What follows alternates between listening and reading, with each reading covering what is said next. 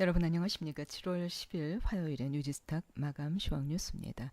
미국 트럼프 대통령의 한마디 한마디에 따라서 전 세계가 일희일비하고 있습니다.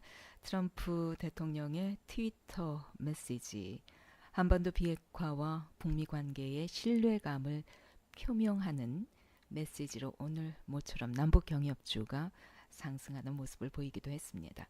오늘 코스피 지수 8.36포인트 오른 2294.16, 코스닥 지수는 4.91포인트 오른 813.19, 원달러 환율은 3.7원 상승한 1116.2원, 유가는 배럴당 73.85달러를 나타냈습니다.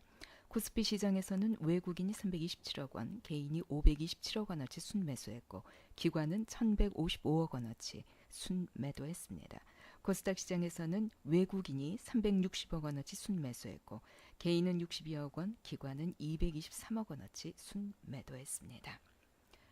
오늘 주요 뉴스입니다.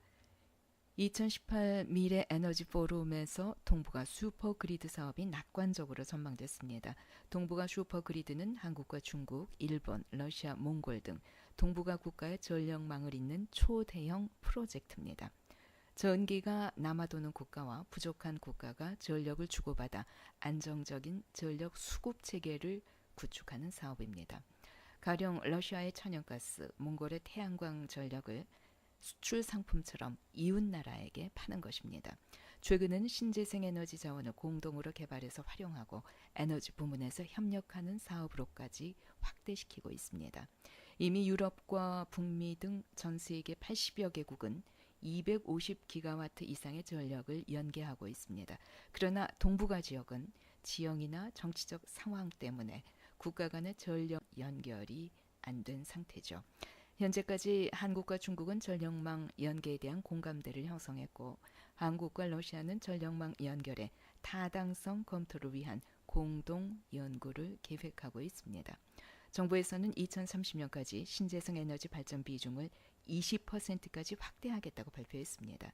그러나 태양광과 풍력으로 대표되는 신재생 에너지, 전력 생산의 안정성이 기존의 원자력이나 화력에 비해서 턱없이 떨어집니다. 이 때문에 신재생 에너지 비중을 확대시킬 경우 최근 4차 산업혁명으로 급증하는 전력 수요를 감당할 수 있을지 우려의 목소리가 나오고 있습니다. 그래서 동북아 슈퍼그리드는 이러한 문제를 상당 부분 해결해 줄 수 있을 것으로 기대를 모으고 있습니다.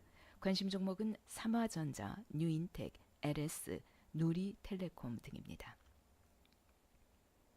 미국의 바이오젠과 일본 에자이가 공동으로 개발하는 알츠하이머 치료제 벤 2041의 긍정적 결과로 국내 알츠하이머 개발 업체들에게도 관심을 가져야 된다는 분석이 나왔습니다. 지난달 미국 보스턴에서 열린 바이오 제약 전시회 바이오 USA 2018에서도 글로벌 빅파마들이 알츠하이머 치료제를 포함한 중추신경계 치료제 개발에 집중하고 있음이 감지됐습니다. 행사에 참석한 많은 업체들이 항암제 이후 차기 성장 동력으로 알츠하이머병, 파킨슨병 등이 해당되는 중추신경제를 지목했습니다. 국내에서도 알츠하이머 임상 성공 소식이 주가에 긍정적인 영향을 미칠 가능성이 상당히 높아 보입니다. 관심 종목은 메디프론, 메디포스트, 차바이오텍, 보령제약, 대웅제약, 동아ST, 환인제약, 대화제약 등입니다. 오늘 특징 종목입니다. 서진시스템 역사적 저점에서 실적 개선이 전망되면서 13.79% 상승 마감했습니다. KMW 5G 조기 도입 수혜주로 지목되며 9.18% 상승 마감했습니다. 사마콘덴서 MLCC 슈퍼사이클 진입 종목입니다. 8.34% 상승 마감했습니다. 동구바이오제약 화장품 판매 채널이 확대되고 있고 당뇨 족부교양 치료용 줄기세포 시술이 내년부터 실적에 기여하기 위한 행보를 보이고 있다는 전망에 6.77% 상승 마감했습니다. 시장의 전망입니다.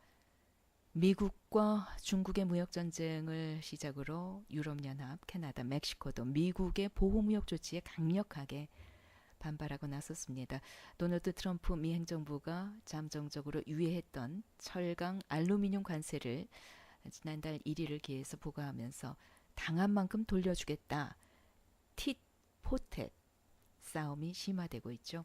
트럼프 대통령은 주요 동맹국들이 미국으로부터 이득을 취하고 있다면서 현재 무역 갈등은 불가피하다 이런 입장이지만 세계무역기구 자료에 따르면 이 미국의 높은 관세율 대상국들 딱히 미국보다 높은 관세 정책을 펼치고 있지 않더라.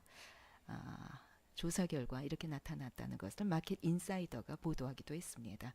미국의 유리한 협상을 이끌기 위한 트럼프발 전쟁의 끝. 과연 언제일까요? 대부분의 경제학자들은 트럼프의 보호무역 정책이 현명하지 못하다고 입을 모으고 있습니다.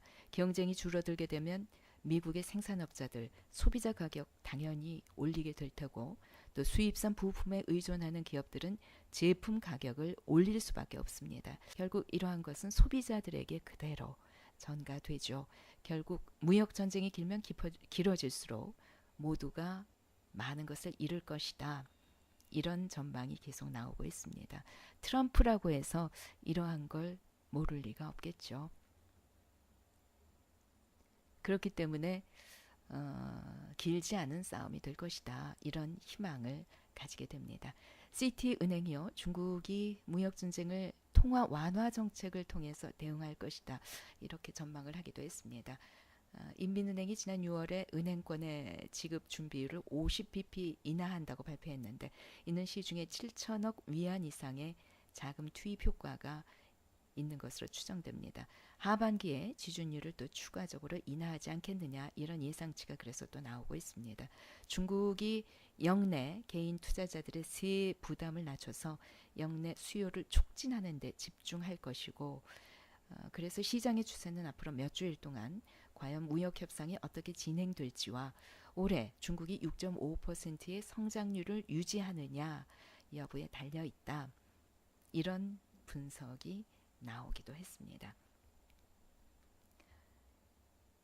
오늘도 우리 주식시장 상승 마감했습니다. 지난 6일 이후에 증시가 과매도 국면에서 벗어나고는 있지만 거래량 회복은 동반되질 않고 있습니다. 그래서 구조적인 회복이다 이렇게 보기가 어렵다는 분석이고요.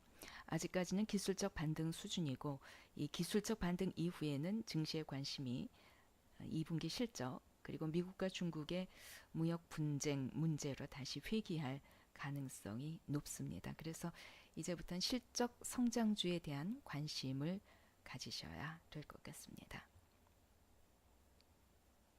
7월 10일 화요일에 뉴스 마감 시황 뉴스였습니다.